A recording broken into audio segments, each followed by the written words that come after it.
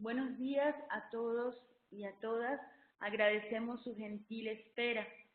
En nombre de OLADE y de la Plataforma del Conocimiento Expertos en Red, le damos la más cordial bienvenida al segundo seminario del primer ciclo de webinars de la Red de Energía y Acceso de este año, titulado Calidad del aire al interior de las viviendas, donde contaremos con la participación de Karin Troncoso, consultora de la Organización Panamericana de la Salud. La doctora Troncoso es doctora en Ciencias por la Universidad Nacional Autónoma de México y trabaja como consultora internacional en el Programa Especial en Desarrollo Sostenible y Equidad en Salud de la Oficina Regional de la Organización Panamericana de la Salud, en el tema de contaminación del aire en los hogares. Como parte de sus estudios de doctorado, estudió los factores de adopción de las estufas eficientes de leña, para lo que evaluó 3 programas de estufas eficientes en México. Desde hace 10 años ha trabajado en el monitoreo, evaluación e impacto de programas de implementación de estufas eficientes de biomasa, usando métodos mixtos de análisis cualitativo y cuantitativo.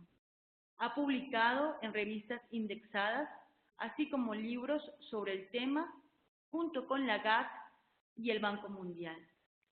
Recientemente publicó un artículo en el que se estudia el efecto de los programas de subsidio al gas licuado de petróleo en algunos países.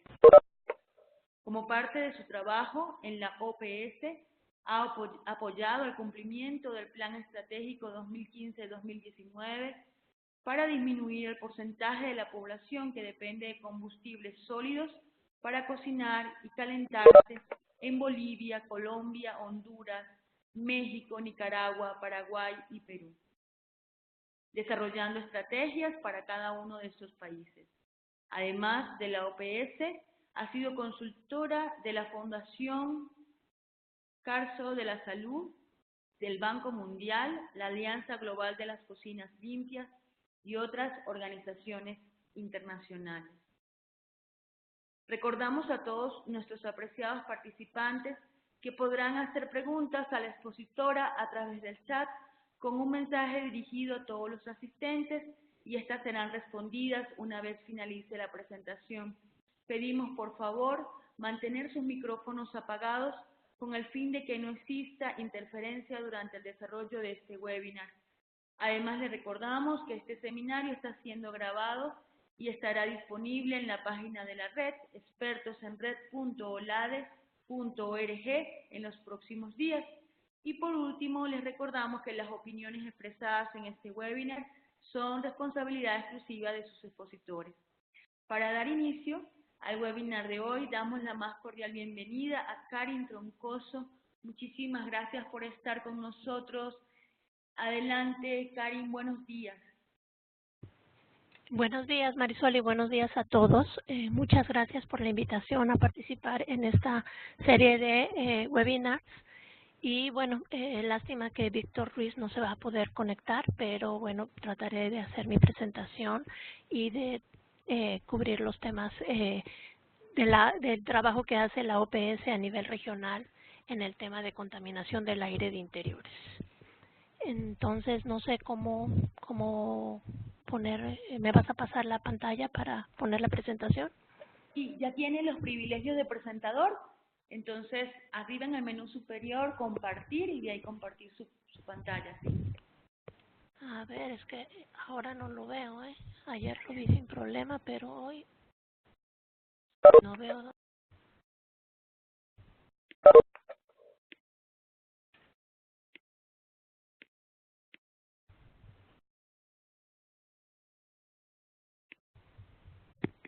Ya pueden ver la pantalla, pueden ver la presentación.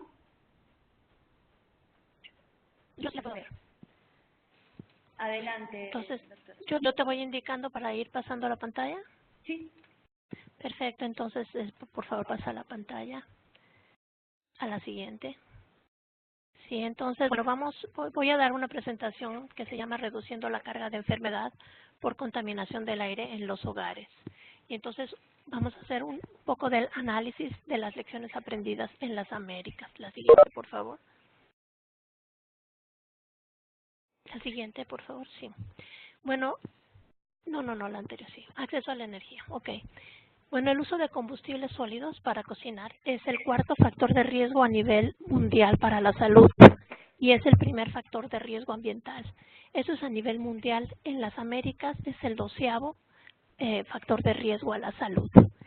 Nosotros tenemos, digamos, como contexto las metas de desarrollo sostenible que contemplan asegurar el acceso universal a la energía moderna de manera accesible y confiable para el 2030. Es interesante porque las nuevas metas de desarrollo sostenible contemplan no nada más el acceso físico a la energía, sino que dicen el acceso económico, es decir, que la gente tenga capacidad de utilizar esta energía. Sabemos también que la combustión incompleta de biomasa produce gases de efecto invernadero y es la principal fuente de carbono negro, de producción de carbono negro. Por eso es una cosa importante en cuanto a los metas para cambio climático, también reducir el uso de biomasa. Además, el uso de biomasa en los hogares es también parte o causante de la contaminación a nivel ambiental y se calcula que en el mundo alrededor del 12% de la contaminación ambiental proviene de la contaminación creada por el uso de biomasa en los hogares.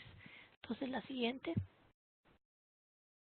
En las Américas tenemos a 90 millones de personas que todavía dependen de los combustibles sólidos como la leña y el carbón para cubrir sus necesidades, principalmente de cocinado, pero también de calefacción. Y en muy pocos, pero todavía algunos casos de iluminación. La gran mayoría, digamos en cuanto a porcentaje de población utilizando biomasa, están en Haití, Guatemala, Nicaragua, Honduras, Paraguay, Perú, México y Brasil. Sin embargo, si tomamos en cuenta en la región, por millones de habitantes, el país con mayor población de usuarios de combustibles sólidos en la región es México, seguido por Brasil, Haití, Guatemala.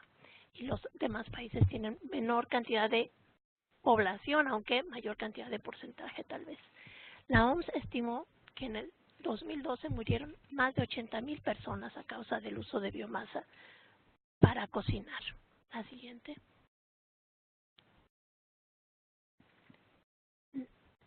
Bueno, además, una cosa muy peculiar de nuestra región es que hay una gran diferencia entre los distintos países. Tenemos países que hace mucho tiempo eliminaron el uso de biomasa para cocinar, como Argentina, Uruguay y Venezuela. Ecuador es otro ejemplo. Y tenemos países que han reducido bastante en los últimos años el uso de biomasa para cocinar. Y además tenemos países que prácticamente no han avanzado en el acceso a combustibles limpios para la población, como Haití y Guatemala, donde vemos que el avance en este sentido ha sido muy limitado. La siguiente. En la siguiente figura van a ver, digamos, los países principales o nuestros países prioritarios de acuerdo al uso o porcentaje de población de usuarios de combustibles sólidos en la región. Y entonces vemos por orden, digamos, de porcentaje de población. Como les decía, el país que tiene un mayor porcentaje es Haití y el 11º de los países prioritarios para la OPS es Colombia. Y lo que está en la pantalla es cómo ha cambiado el porcentaje de población desde 1990 hasta el 2013 de población de usuarios de combustibles sólidos para cocinar. Y entonces, como pueden ver, hay digamos, países como Haití y Guatemala, donde prácticamente no ha habido un cambio importante. Hay países como Perú, como El Salvador, como Bolivia, que han reducido a la mitad o menos el porcentaje de pobladores o de personas que dependen de biomasa para cocinar. Y hay algunos países como México, Panamá, Colombia, que aunque aparentemente han disminuido ese porcentaje, en realidad lo que ha sucedido en estos países es que ha habido un proceso, en este mismo periodo de tiempo, ha habido un proceso de urbanización en el que mucha gente que antes vivía en las zonas rurales pasa a vivir en las zonas urbanas y entonces una gran cantidad de este cambio de de usuarios se debe más que por una mejora en el acceso, se debe a un cambio de zonas urbanas, de zonas rurales a zonas urbanas, sobre todo en países como México, Panamá y Colombia, donde el uso de combustibles sólidos está bastante limitado o sucede sobre todo en las zonas urbanas. La siguiente. Entonces nosotros, la OMS y la OPS ha contribuido a tratar de revisar, digamos, la evidencia de todos los estudios que se han hecho en los últimos 30 años, tratando de ver qué evidencia tenemos de cuáles son los efectos en la salud del uso de biomasa al interior de las viviendas. Y entonces vemos que principalmente tenemos una gran evidencia fuerte que nosotros percibimos como contundente, de que la neumonía infantil, el bajo peso al nacer, la enfermedad pulmonar obstructiva crónica, el cáncer, las cataratas y enfermedades cardiovasculares están ligadas al uso de biomasa para cocinar. Tenemos alguna evidencia, aunque todavía no es contundente, de que también está ligada a la muerte al nacer, a los partos prematuros, a un retraso en el crecimiento, a un retraso en el desarrollo cognitivo, al asma, a otros tipos de cánceres y a la tuberculosis. Entonces, estamos, digamos, juntando más evidencia para poder ver si estos son también temas o enfermedades que están relacionadas con el uso de combustibles sólidos, pero por lo pronto tenemos esta fuente esta evidencia fuerte para varias enfermedades. La siguiente, por favor. Como les decía, en las Américas el uso de combustibles sólidos es el 12º factor de riesgo para la salud y, como decíamos, esto varía mucho de país en país. Siguiente, por favor. Por ejemplo, en Honduras, la siguiente creo que se regresó por alguna razón. En Honduras es el 5º factor de riesgo, la siguiente, y en Ecuador no está ni siquiera entre los primeros 15 lugares de los factores de riesgos para Ecuador, que es un país donde ya el 98% de la población está usando combustibles limpios principalmente para cocinar. La siguiente, por favor. Parece que alguien prendió su micrófono porque se está oyendo. Ok, ya no.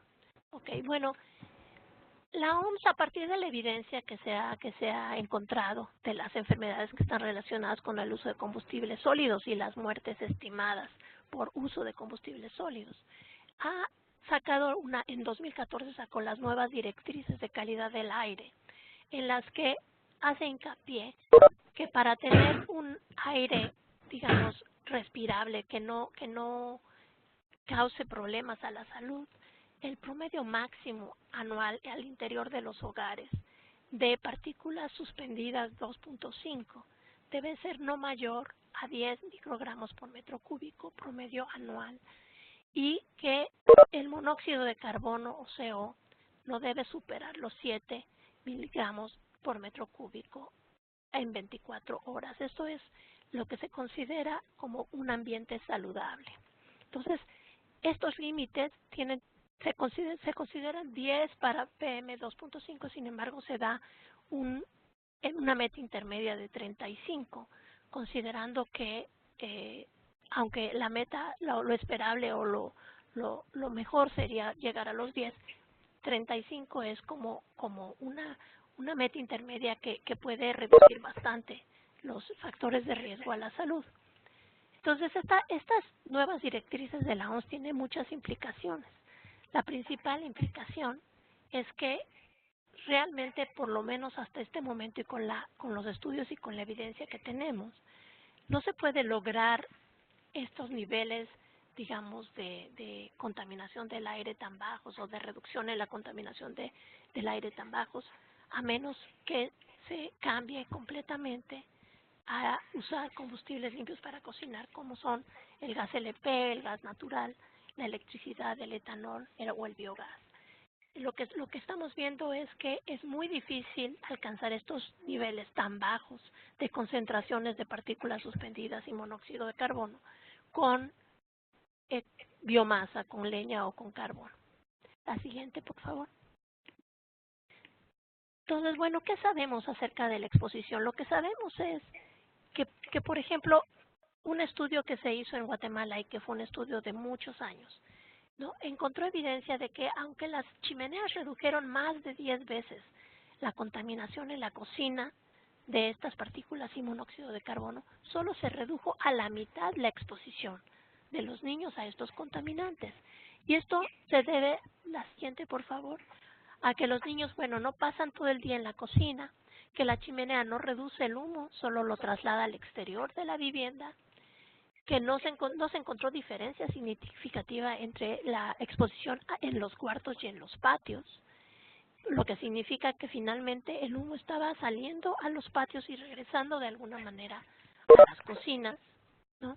Y entonces se vio que reducir la exposición requiere disminuir las emisiones, pero no solo disminuirlas, pero no solo trasladarlas al exterior de la casa. Entonces, ¿cuáles son los factores, digamos, de los que depende el nivel de exposición? Estos factores son el tipo de combustible que se utiliza, el tipo de estufa que se utiliza, qué tan ventilada está la cocina, qué tanto tiempo estamos expuestos a esta exposición y qué tan cercanos estamos de la fuente de exposición, y ciertamente el número y tipo de tecnologías en uso. Y esto es una cosa importante porque lo que observamos en todos los países y muy particularmente en nuestra región de las Américas es que hay muchísima gente que utiliza no nada más un combustible, sino varios combustibles para cocinar.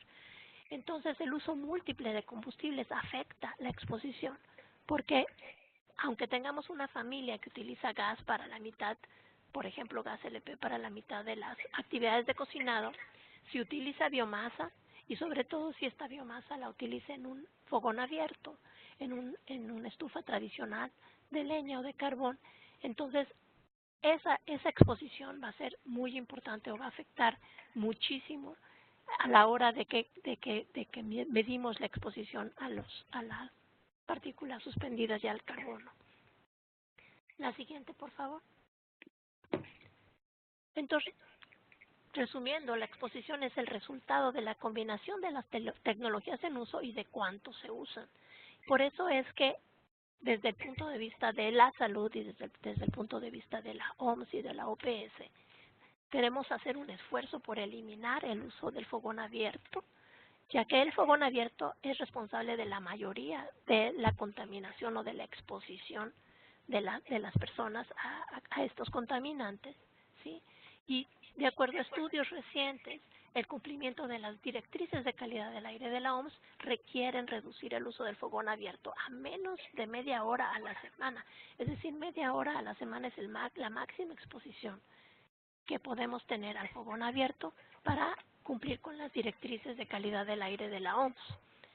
Esto significa, por ejemplo, que si tenemos una casa en la que tenemos una familia que utiliza el 50% del tiempo el fogón abierto y el otro 50% una estufa con chimenea, un fogón con chimenea, una estufa eficiente o mejorada, esto solamente reduce en 12% el riesgo relativo de contraer neumonía infantil, digamos, para darles un ejemplo. Entonces, eso nos hace hincapié en la importancia de reducir al máximo la exposición al humo y partículas suspendidas.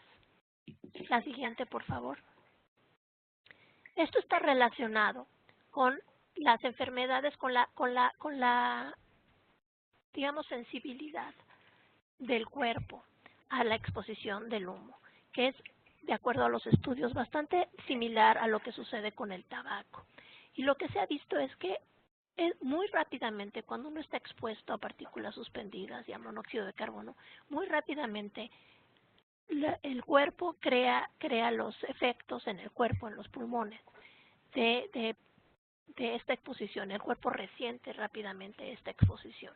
Y entonces, a pesar de que uno diría intuitivamente que reducir en un 50% la exposición, como lo hacen la mayoría de las estufas eficientes con chimenea, que reducen de 350 microgramos por metro cúbico promedio al año a más o menos entre 150 y 200 microgramos por metro cúbico al año, la exposición. Uno diría, bueno, entonces tendríamos que estar reduciendo a la mitad los factores de riesgo. Sin embargo, por las características de esta exposición y por cómo reacciona el cuerpo a esta exposición, lo que vemos es que cuando supera en particular los 35 microgramos por metro cúbico de partículas suspendidas 2.5, entonces empezamos a encontrar los efectos y estos crecen muy rápidamente, como se puede ver en esta gráfica. La siguiente, por favor. Más allá de la cuestión de la salud y de las razones por las que nosotros creemos que la tendencia o que el esfuerzo debería ser hacia dar acceso económico y físico a combustibles limpios para cocinar, están también una cuestión de equidad y justicia social. Porque nosotros consideramos que hay cuestiones éticas o consideraciones éticas cuando pensamos en una solución para los más pobres, que es distinta de la solución para los demás. Y creemos que, dado que incluso ya las metas de desarrollo sostenible contemplan el acceso a tecnologías modernas y limpias para todos, pues esa debería de ser la tendencia y ese debería de ser el esfuerzo. Y como yo les conté al principio, nosotros en la OMS y la OPS medimos el avance de los países, no en términos, por ejemplo, de cuántos personas están, por ejemplo, cambiando hacia tecnologías un poco más limpias, como son estufas eficientes o estufas mejoradas, sino el porcentaje de la población que pasa de usar combustibles de biomasa a usar combustibles limpios. Si bien, por supuesto, consideramos que para una gran cantidad de personas y para una gran cantidad de países, el esfuerzo a pasar a todos a combustibles modernos y limpios es un esfuerzo difícil y que lo más probable es que una parte de la población va a quedar todavía utilizando combustibles limpios. Sentimos que debería por lo menos haber un esfuerzo paralelo al esfuerzo que se está haciendo de promover estufas eficientes de leña por promover combustibles modernos y limpios, sobre todo en zonas urbanas donde la gente ya tiene un buen acceso y seguramente ya está comprando combustibles de biomasa, y también para la gente en las zonas rurales que tiene la posibilidad tal vez de comprar estos combustibles. La siguiente, por favor. Entonces, sabemos, por supuesto, que las principales barreras al uso del gas LP son el precio, ¿no? Hemos hecho estudios, hemos revisado cómo ha sido el avance en los distintos países y lo que hemos visto es que los países que tienen subsidios o que tienen grandes subsidios al gas LP son los países que han avanzado muchísimo en mover a su población de consumir combustibles de biomasa a consumir gas LP o gas natural. Y esto nos habla de que realmente la población más pobre está utilizando combustibles de biomasa principalmente por razones económicas. Sabemos que hay otras razones como la disponibilidad, la regularidad y confiabilidad del suministro, cuánto cuestan otros combustibles, sobre todo si la gente los está comprando, los está recolectando, el costo de adquisición de la estufa y los cilindros, el grado de familiaridad y muchas veces preferencias culturales. Pero lo que hemos visto en países, por ejemplo, como Bolivia, donde la población, hay una gran cantidad de población indígena y donde podríamos decir que la gente está digamos que las costumbres podrían ser muy fuertes para el uso de biomasa, sin embargo, han reducido a más de la mitad del uso de combustibles sólidos, dando un gran subsidio al gas LP. Y de hecho, prácticamente toda la población que tiene acceso al gas LP utiliza gas LP o gas natural para cocinar. Entonces, esto nos habla de la importancia de este primer factor, el precio, para el uso de combustibles limpios. La siguiente, por favor. Como les digo, haciendo ese análisis exploratorio, rápidamente podemos ver en esta tabla que el cambio en los países donde se ha dado un cambio importante, que no está relacionado solamente con el proceso de urbanización, sino que es un cambio más allá del proceso de urbanización. Vemos en los países en los que el cambio ha sido mayor al 5% de usuarios en el periodo de tiempo entre 1990 y 2013, vemos que en prácticamente todos estos países este cambio se ha debido a un subsidio significativo del gas LP. La siguiente, por favor. Vemos que esto no es así para el caso de Perú, pero lo que podría explicar este cambio en el caso de Perú es el desarrollo, ¿no? Perú en este mismo periodo de tiempo ha multiplicado por 3.5 su Producto Interno Bruto, lo cual es un progreso significativo que también puede estar indicando por qué gran parte de la población ha accedido a combustibles limpios para cocinar. La siguiente, por favor. Nosotros no queremos que parezca que estamos promoviendo los subsidios y sobre todo los subsidios universales. Estamos perfectamente conscientes que que los subsidios tienen muchos problemas, en particular son muy caros, ¿no?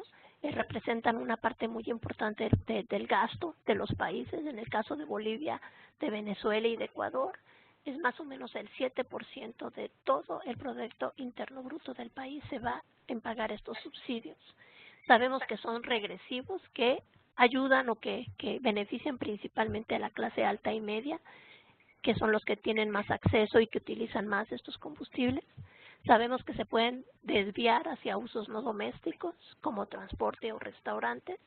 Y también sabemos que una vez que uno pone o instala un subsidio es muy difícil de quitar. Entonces, estamos muy conscientes de las dificultades de promover los subsidios. La siguiente, por favor.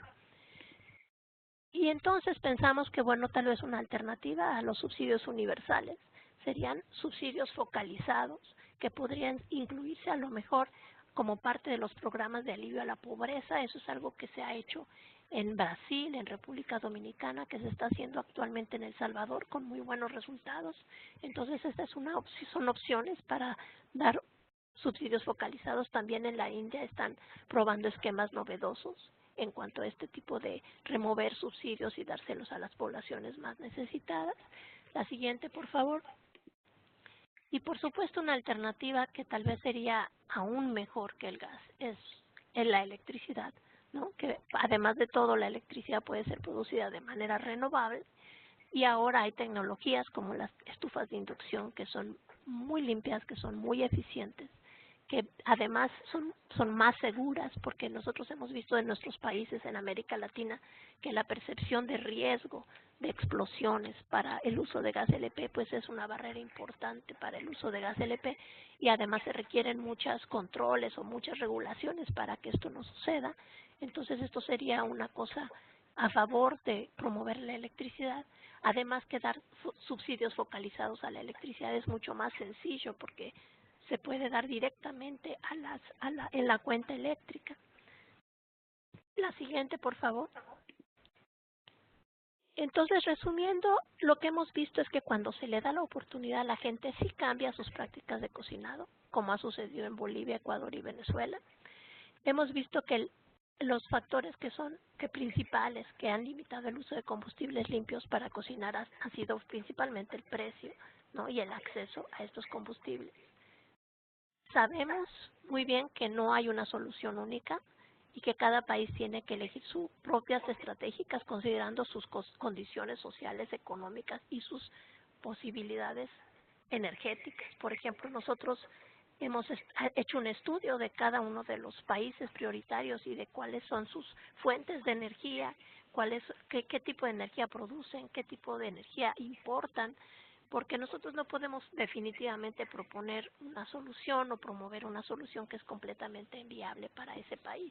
Entonces se tiene que tomar en cuenta todas estas cuestiones y un poco nuestra posición desde la OPS es tratar de manejar esto como un trabajo intersectorial en el que nos pongamos a dialogar el sector salud con el Ministerio de Energía, con el Ministerio de Medio Ambiente, con el Ministerio de Desarrollo Social, de Finanzas incluso, en donde podamos encontrar una solución que sea una solución que nos convenga a todos desde todos los puntos de vista, desde el punto de vista de la salud, del cambio climático, del medio ambiente y que no sea una solución factible desde el punto de vista de la energía.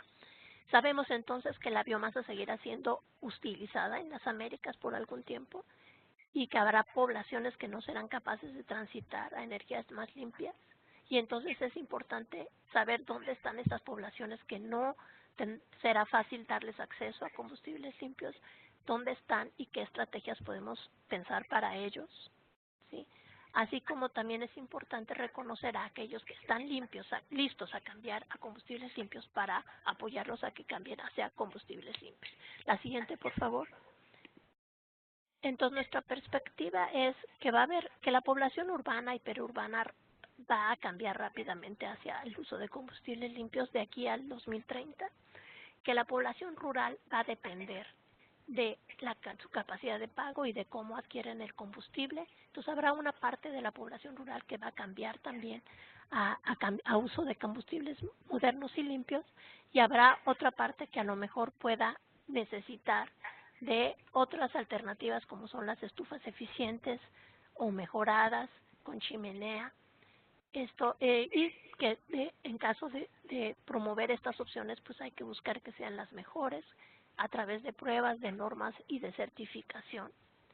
Y bueno, lástima que Víctor Ruiz ya no pudo participar para dar su trabajo, para presentar su trabajo, porque justamente se necesita mucho que hacer para realmente definir mejor y encontrar mejor cuál es verdaderamente el impacto de los programas de estufas eficientes de leña o de carbón con chimenea, porque yo creo que es una alternativa que vemos que no vamos a poder obviar, que va a seguir existiendo. Entonces necesitamos entender mejor cuál es su función, cuál es realmente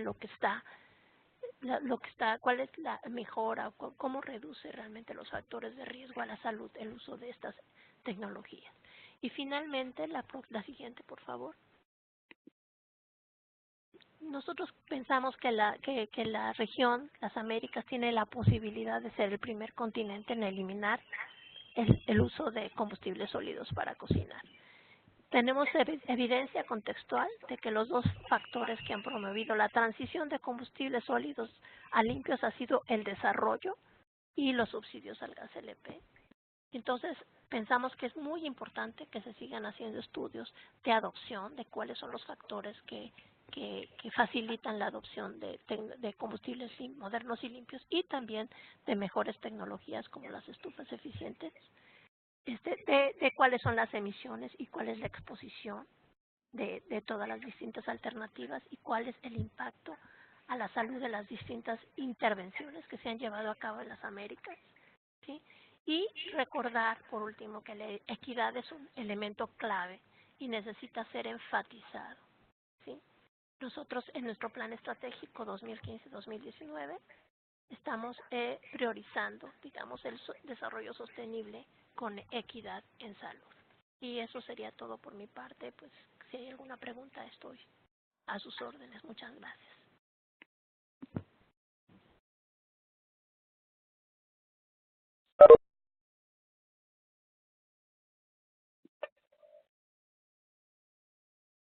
Muchísimas gracias, Karin, por esta valiosa presentación que nos ha compartido en el día de hoy. Efectivamente, hoy, en este momento vamos a dar unos minutos a los participantes para que puedan escribirnos sus comentarios, sus preguntas a través del chat, si es posible, marcando la opción para todos, de manera que todos podamos leer sus preguntas.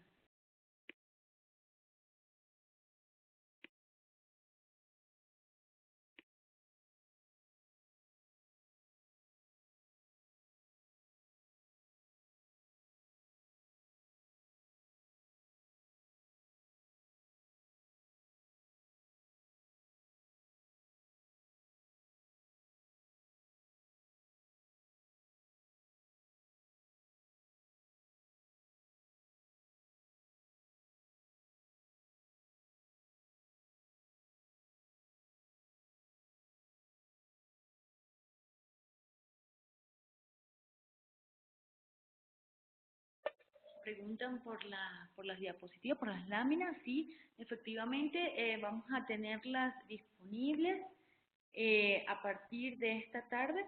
van a ser colocadas en la página web de Expertos en Red.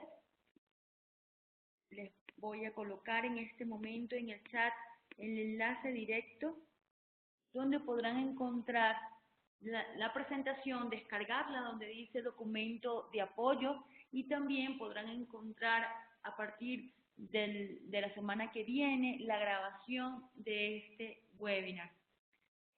Nos pregunta Lina Azul, nos dice, ¿existen registros del avance en implementación de ODS atribuibles a la implementación de estufas ecoeficientes, desagregado por país, doctora? Bueno, es muy interesante que pregunten eso. Precisamente la OMS es custodio digamos, de la meta número 7 de avances en el acceso a combustibles modernos y limpios. Eso significa que nos corresponde encontrar, digamos, los indicadores o la forma de medir los avances en este sentido. Entonces, lo que estamos haciendo ahora precisamente es desarrollar herramientas para medir estos avances. Lo que estamos haciendo es considerando el problema desde el punto de vista de uso de energía en los hogares y cómo es el uso de energía, cuáles son los combustibles que están participando en cada hogar y sobre todo para los tres principales temas que son cocción, calefacción e iluminación. Entonces ya hemos desarrollado una encuesta que hemos probado, hemos hecho varios pilotos en varias regiones del mundo. En las Américas hicimos un piloto en México, en Paraguay y en Honduras. Y entonces ya estamos como viendo cuáles son las dificultades para conocer mejor esta información. La principal reto que tenemos es que tenemos un uso múltiple de tecnología, sobre todo para cocinar. Y entonces es muy complicado a través de una encuesta medir exactamente cuál es la proporción de cada tecnología en las prácticas de cocinado de cada familia. Entonces, eso hace bastante compleja la encuesta que estamos desarrollando. Y aún todavía, a pesar de lo complejo y de las muchas preguntas que hacemos al respecto y de las distintas formas que hemos probado de preguntar de hacer estas preguntas, notamos que todavía no logramos tener una idea 100% confiable de cuál es el real porcentaje de cada una de las distintas tecnologías que se utilizan en cada hogar, o sea, para qué se utilizan y qué porcentaje de las prácticas de cocinado se hacen con cada tecnología. Y esto es muy importante porque, como hablábamos, la reducción en las enfermedades está directamente ligada con el nivel de exposición, y esta exposición está relacionada con cuántas tecnologías y qué tanto se utilizan y dónde se utilizan. Entonces, en la encuesta, por ejemplo, nosotros preguntamos dónde se utiliza cada una de las tecnologías y por cuánto tiempo y para qué actividades. Entonces, pues esta es una cosa en la que nosotros estamos trabajando, y ciertamente lo que queremos es distinguir también, no nada más entre la gente que utiliza biomasa y leña y carbón, estas personas quienes utilizan esto en estufas más eficientes, por ejemplo, estufas con chimenea, y quienes utilizan todavía su fogón tradicional. Gracias, Karin. Tenemos una pregunta de Betina Cardoso. Me dice, en Argentina tenemos el gas natural altamente subsidiado y el GLP también para las zonas frías. El costo político de quitar el subsidio a la clase media sería altísimo. Veo que la India lo está aplicando. ¿Existe información que se pueda revisar para saber cómo lo están llevando? Sí, por supuesto. El caso de la India es muy interesante y existe mucha información, muchos artículos. Si después me pueden pasar su email, yo le puedo compartir.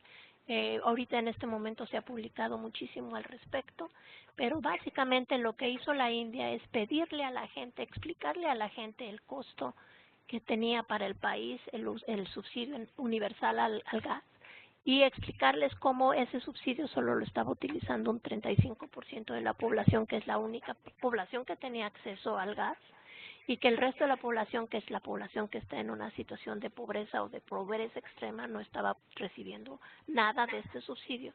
Y se le pidió al principio a la gente que voluntariamente renunciara a su subsidio. Y entonces lo que sucedió es que la gente abrumadoramente empezó a renunciar a su subsidio y entonces empezaron a renunciar. Más de 35,000 hogares al mes renunciaban cada mes, o no, perdón, cada día a su subsidio, de manera que alrededor de 10 millones de hogares renunciaron el primer año a su subsidio. Al final, lo que sucedió es que el gobierno poco a poco empezó a mover este subsidio y a cambiarlo por un subsidio focalizado a los 50 millones de hogares, que bueno, tomando en cuenta la población de la India, 50 millones de hogares suena mucho para nuestros países, pero no es tanto en la India. A los 50 millones de hogares más pobres es a los que ahora se les está dando un subsidio focalizado.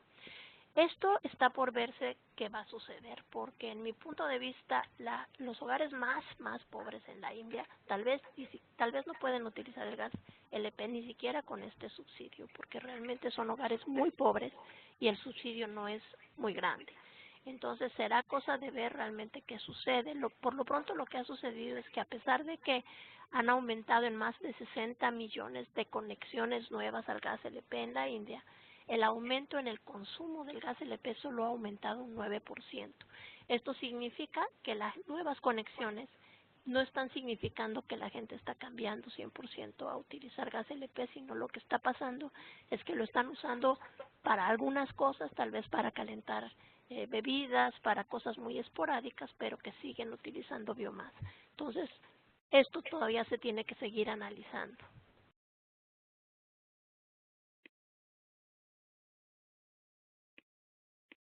Gracias, Karin. Tenemos una nueva pregunta de Lina Azul. Nos dice, ¿existen herramientas sencillas y económicas, sensores u otros, que puedan ser distribuidas a los usuarios para medir, apoyándose en redes de monitoreo participativo, el nivel de exposición? Contar con instrumentos sencillos facilitaría que las comunidades comprendan la diferencia de usar diferentes tecnologías. Pues mira, hasta donde yo sé, no hay una manera sencilla de medir la exposición. Lo que se hace normalmente es poner bombas, digamos unas bombas que lo que hacen es que respiran el mismo aire que está respirando la persona. Y estas bombas se instalan en la cocina, se instalan en las personas mismas, las cargan ellas con un morral, para un poquito tratar de medir en tiempo real cuál es el nivel de exposición de las personas. No conozco que existan sensores más sencillos que eso. Lo que sí hay es, por ejemplo, sensores que lo que miden es qué tanto se enciende la estufa o qué tantas veces al día se enciende y por cuánto tiempo se encienden las diferentes estufas o cocinas que se utilizan en el hogar. Y estos son los sensores que se llaman SUNS y que se han popularizado muchísimo. El problema con el uso de estos sensores es que te arrojan muchísima información de a qué hora se prende y se apaga la estufa, pero es una información tan vasta que es muy complicado de pronto analizar esta información. Entonces, yo soy principalmente, mi trabajo ha sido siempre desde el punto de vista cualitativo. Yo me baso mucho de mi trabajo en entrevistas, en encuestas, en observación, y considero que esa es como nuestra principal herramienta. Si queremos una herramienta sencilla y barata para saber lo que está pasando, yo creo que nada será mejor que hacer una buena entrevista, que diseñar una buena encuesta y que observar lo que está sucediendo. Se aprende muchísimo a través de estas herramientas.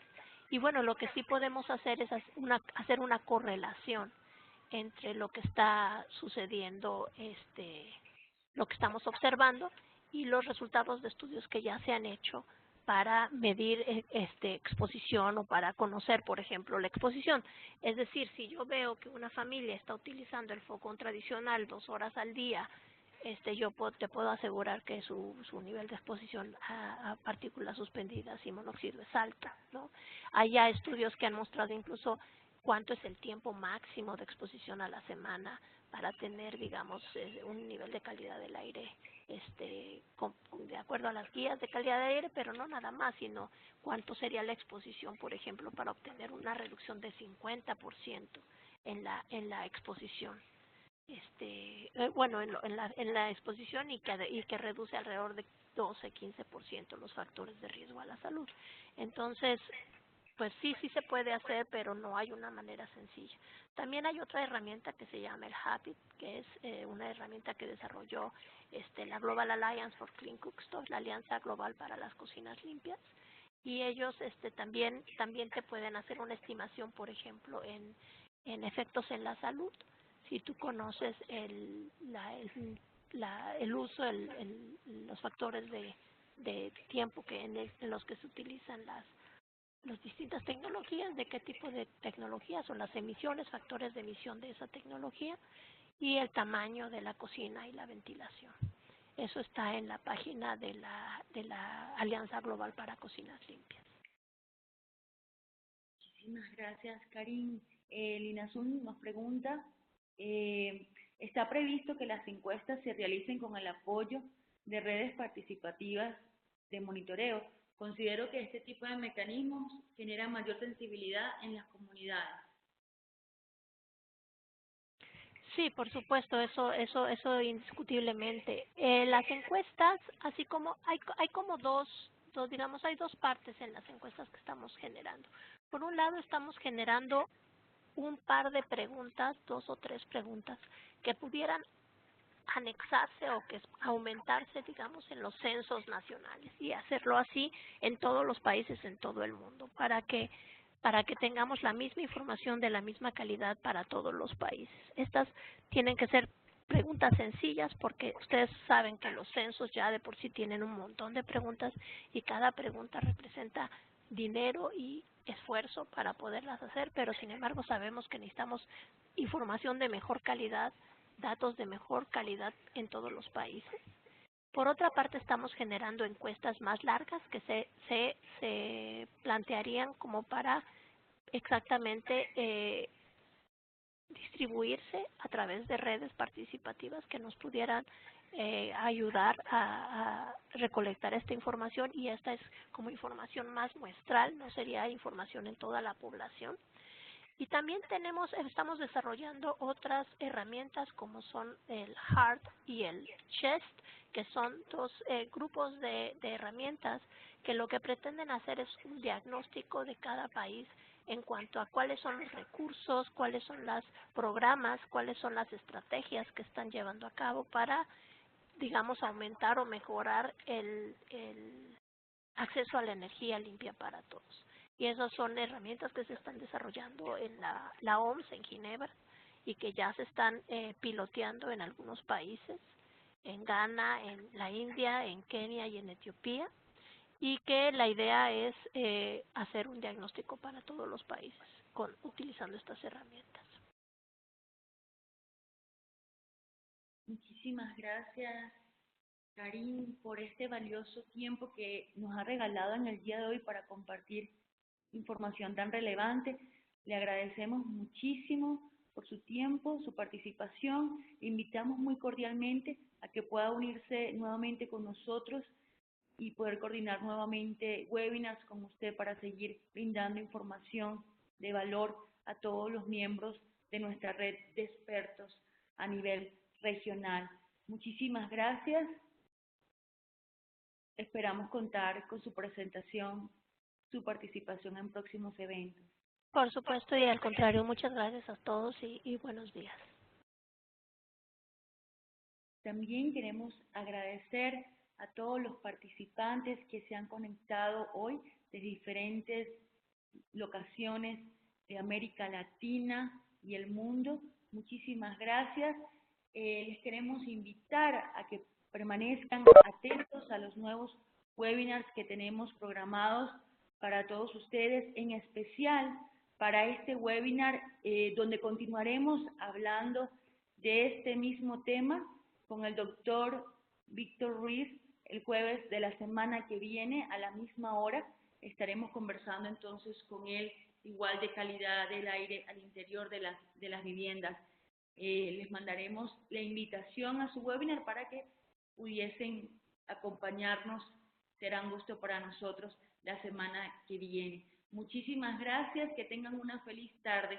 Recuerden revisar la grabación de este webinar y descargar la presentación en el enlace expertosenred.olade.org en la sección de la red de energía y acceso, sección webinar. Muchísimas gracias a todos. Feliz día.